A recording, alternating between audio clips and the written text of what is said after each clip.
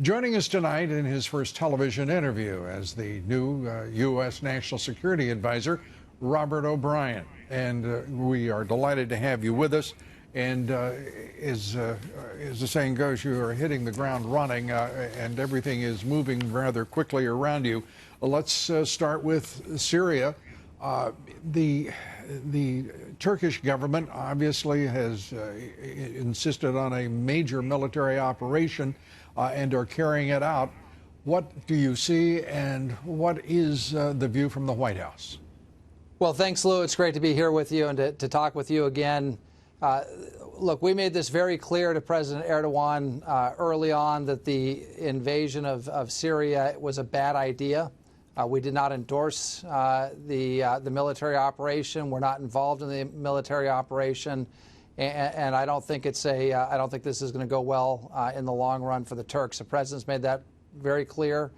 We don't have any troops in the area, so there's no safety issue for American soldiers, but it's something we're watching and monitoring with great concern. And NATO, Turkey, a member of NATO. Some surprise, I would assume, amongst our allies in NATO as well.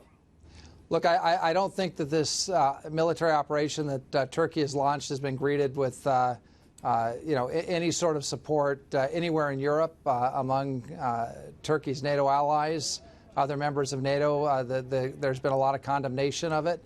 The president's made very clear where we stand, and that if there are a number of things we're watching very closely, and that is the civilians and how they're impacted by this military operation. We don't want to see humanitarian disaster. And we also had a great victory against the ISIS caliphate, and we don't want to see that rolled back because of this Turkish action. So we're watching this very closely, and we're very concerned about the situation. And the ability, the president talking about economic sanctions and speaking very forthrightly, as is his custom. He means, obviously, business when he told Erdogan, keep our agreement, particularly vis-a-vis the Kurds, or there will be disastrous consequences for the Turkish economy. Well, I think we saw that the last time there was a run-in with Turkey relating to Pastor Andrew Brunson. I was the special presidential envoy for hostage affairs at that time, and when the president put in place some tariffs, the Turkish lira took a real hit.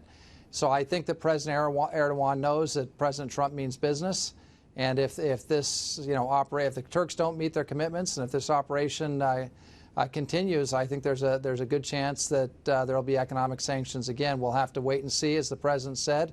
Now, one of the things that the president said this afternoon, and the Turks are aware of this, the Kurdish leaders are aware of this, the president has made the United States available, and the good offices of the United States available to mediate between the Kurds and the Turks to try and bring this to a swift conclusion and to restore peace to the area. And so the president often says, we'll see, and we'll have to see how the Turks respond. I think the Kurds would like to have us involved in mediating a resolution. We'll see what happens with Turkey. That would be in the tradition of what some would call the great American tradition of a modest foreign policy, and a role that would be in line with our history as a nation, perhaps far more so than more recent adventurous militarily policies that have been followed. You're also changing the Office of National Security Advisor considerably. A huge staff in the White House to provide national security counsel to the president. Give us your view about the way you want to reorient it and what it will look like in the weeks and months ahead.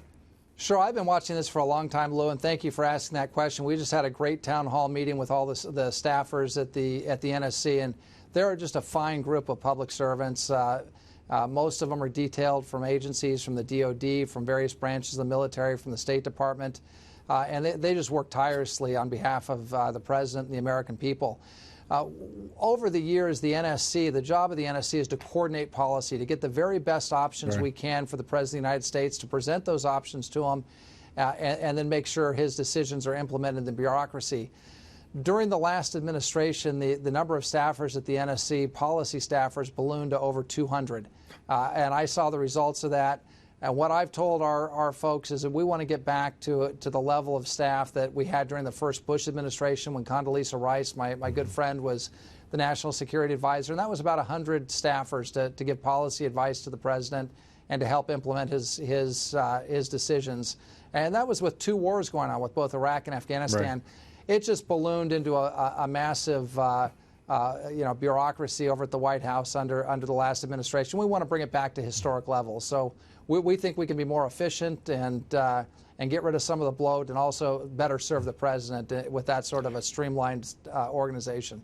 And all of that, of course, a function of great leadership. We know you will provide just that for the president and for the nation. We thank you for doing so. Robert O'Brien, thank you very much. Thank you, Lou. I'd love to be here anytime. You've got a deal. Thanks so much. Thank you.